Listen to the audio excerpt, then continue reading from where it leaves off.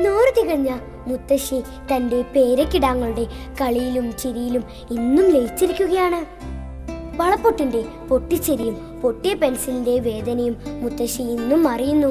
നെല്ലിക്കയുടെ ചവപ്പും മധുരവും മുത്തശ്ശി കിടാങ്ങൾക്ക് ഇന്നും മതി വരെ നൽകുന്നു. ഈ അക്ഷര മുത്തശ്ശിയുടെ ജന്മശതാബ്ദിയിൽ 1000 ഭാവുകങ്ങൾ നേരേണ്ടതല്ലേ?